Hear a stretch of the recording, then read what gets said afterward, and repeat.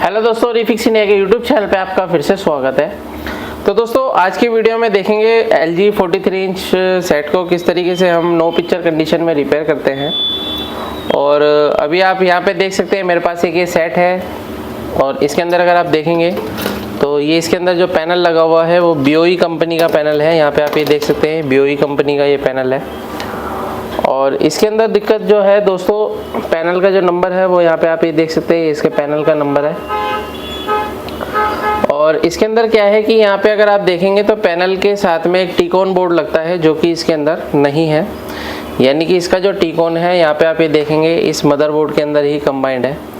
यानी कि इस मदरबोर्ड को क्या है हम मॉडिफाई भी कर सकते हैं। यानी कि अगर हम इसके अंदर सिंगल LVDS वाला अगर हमारे को पैनल लगाना है तो वो भी हम इसके अंदर लगा सकते हैं इसको मॉडिफाई करके। तो ये सारी चीज़ें हम इस ट्रेनिंग के अंदर बताते हैं। तो यहाँ पे आप ये देख सकते हैं अभी इसके अंदर क्या है, डायरेक्ट 2 LVDS इसके अंदर कनेक्टेड है। तो फिलहाल इसके अंदर जो दिक्कत है वो क्या है, ये नो पिक्चर कंडीशन में अगर हम इसके अंदर पावर लगाते हैं तो पावर लगाने के बाद यहाँ पे देखेंगे तो हमारा जो सेट है वो ऑन हो चुका है। यहाँ पे आप ये देख सकते हैं सेट मेरा ऑन है। और अगर हम इसकी पिक्चर देखते हैं तो यहाँ पे आप ये देखेंगे इसके अंदर कोई भी पिक्चर नहीं है। यानी कि इसके अंदर बैक लाइट जल रही है लेकिन पिक्चर इसके अंदर नहीं है।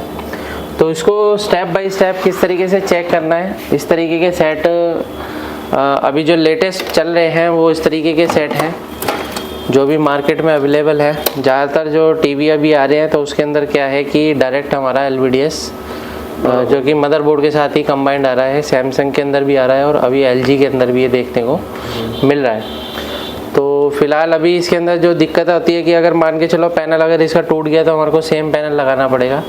लेकिन हम इसका मदरबोर्ड को मॉडिफाई करके इसके अंदर कोई भी पैनल लगा सकते हैं। यहाँ पे इसके अंदर ऑप्शन दे रखा है, यहाँ पे आप ये देख सकते हैं, यहाँ पे कनेक्टर लगाना, हाँ कनेक्टर यहाँ पे लगा के और इसके अंदर मॉडिफिकेशन करनी पड़ेगी कुछ रेजिस्टेंस वगैरह में। और ये हमारा सिंगल वाला जो पैनल है वो इसके ऊपर लग जाएगा। तो अभी क्या है कि इसके अंदर जो दिक्कत है वो नो पिक्चर है, तो अभी हम इसी को रिपेयर करने की कोशिश करेंगे। ज़्यादातर मैकेनिक क्या काम करते हैं कि इस मदरबोर्ड को चेंज कर देते हैं या फिर उनको एक कन्फ्यूजन रहती है कि प्रॉब्लम इसमें है या पैनल के अंदर है। क्योंकि इसका जो पैनल है वो GIP पैनल है, यानी कि इसका जो गेट है वो पैनल के अंदर कंबाइंड है। तो इसको हम स्टेप बाय स्टेप चेक करते हैं। यहाँ पे अगर हम देखते हैं तो इसके अंदर जो सप्लाई है वो यहाँ पे आप ये देखेंगे इसका एक MOSFET है। यहाँ पे MOSFET पे जो ड्रेन पे वोल्टेज हमारे को 13 वोल्ट की सप्लाई मिल रही है। और ये 13 वोल्ट की सप्लाई अगर इसके ड्रेन पे मिल रही है यानी कि इसका मतलब ये है कि हमारा जो DC टू DC सर्किट तक इसका वोल्टेज जा रहा है, मतलब जा रहा है, हाँ ठीक है ना। अब अगर यहाँ पे अगर आपका वोल्टेज अगर जा रहा है तो यहाँ पे अगर आप देखेंगे तो ये सारा DC टू DC सर्किट ये हमारा बना हुआ है। यहाँ पे DC टू DC IC लगी हुई है और ये एक प्रोग्रामेबल IC होती है। आजकल इसका भी प्रोग्रामर मार्केट में अवेलेबल है। लेकिन इसकी कई बार क्या होता है वोल्टेज वगैरह डाउन हो जाती है, जिसको क्या होता है प्रोग्रामर के थ्रू वोल्टेज को हम इंक्रीज़ कर सकते हैं। लेकिन वो ज़्यादा यूज़फुल नहीं है, उसको हम बिना प्रोग्रामर के भी चला सकते हैं। तो अभी क्या है कि अगर हम इसके अंदर वोल्टेज चेक करते हैं तो हमारे को इसके अंदर जो वोल्टेज मिलेगी हमारे को यहाँ पे इसका 12 वोल्ट की सप्लाई मिलनी चाहिए। यहाँ पे अगर हम देखते हैं तो हमारे को यहाँ पे कोई भी वोल्टेज देखने को नहीं मिल रहा है, यानी कि इसके अंदर कोई भी वोल्टेज अभी अवेलेबल नहीं है। यहाँ पे आप ये देख सकते हैं कोई भी वोल्टेज इसके अंदर अभी अवेलेबल नहीं है। तो यहाँ पे इसका 13 वोल्ट मिल रहा है। 13 वोल्ट की सप्लाई जो है ये 13 वोल्ट देखेंगे, ये जो 13 वोल्ट है ये हमारा DC टू DC IC के अंदर जा रहा है, हाँ है ना।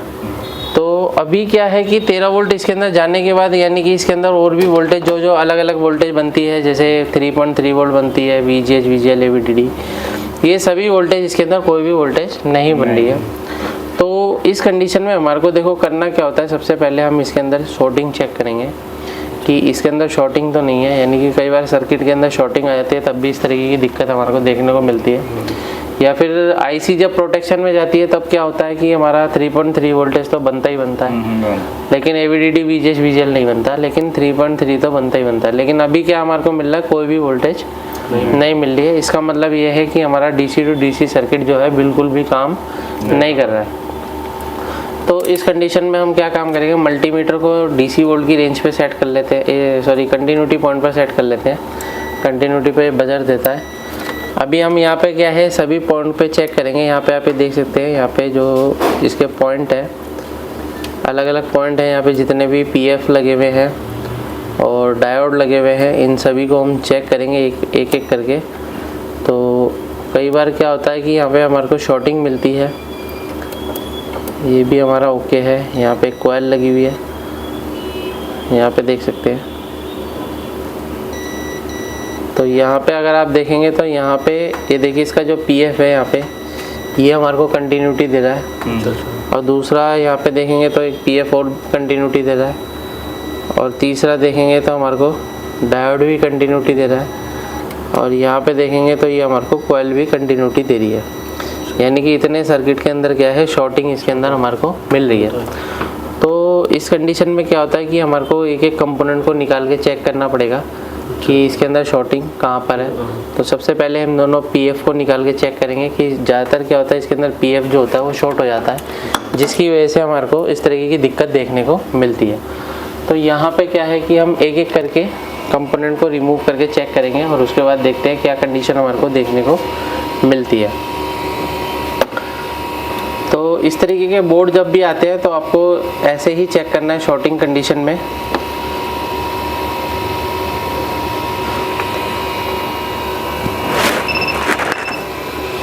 तो इसको हमने यहाँ पे आप ये देख सकते हैं, यहाँ पे जो पीएफ लगा हुआ है इसको हम रिमूव करेंगे और रिमूव करने के बाद चेक करते हैं कि पीएफ पे कंटिन्यूटी आ रही है या नहीं आ रही है।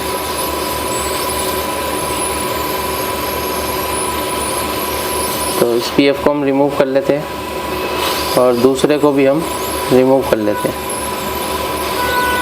तो दोनों को मैं इसलिए निकाल रहा हूँ ताकि एक ही बार में हमारा काम हो जाए। तो इन दोनों में से कोई भी अगर शॉर्ट मिला तो उसको हमारे को रिप्लेस करना होगा। तो सबसे पहले हम क्या चीज़ चेक करेंगे कि जो हमारा ये जो प्रिंट है, प्रिंट पे चेक करेंगे कि शॉर्टिंग है या अभी भी नहीं। तो यहाँ पे आप ये देख सकते हैं अभी भी इसके अंदर शॉर्टिंग है। तीन होम्स की रीडिंग के साथ यहाँ पे शॉर्टिंग है। और यहाँ पे अगर आप देखेंगे तो इसका जो पीएफ है वो भी ओके है और ये वाला पीएफ भी ओके है। यानी कि पीएफ ओके है और ये सर्किट के अंदर ही हमारी कहीं ना कहीं शॉर्टिंग है।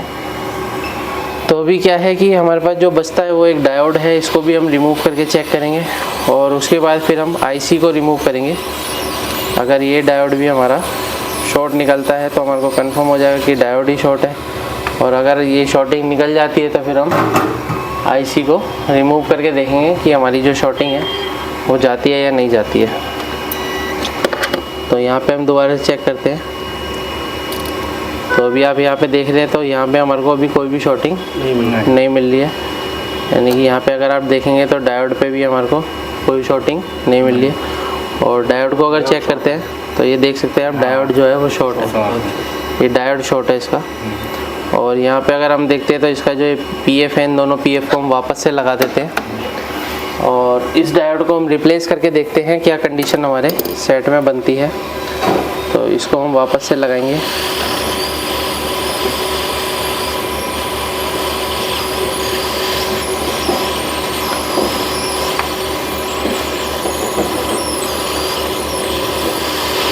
ठीक है, इसको हम वापस लगा देते हैं।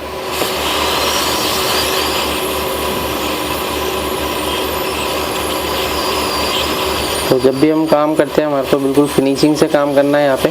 ठीक है, ये हमारा लग गया है।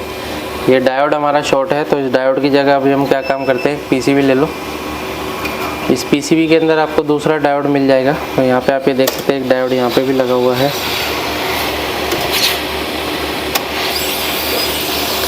ये डायोड हम जो है डीसी टू डीसी सर्किट में से निकाल के लगा सकते हैं। इसको हटाओ।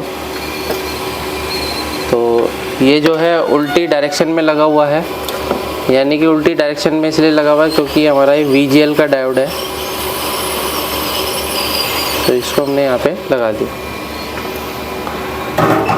तो इसके अंदर क्या चीज़ शॉर्ट थी, इसके अंदर डायोड शॉर्ट था।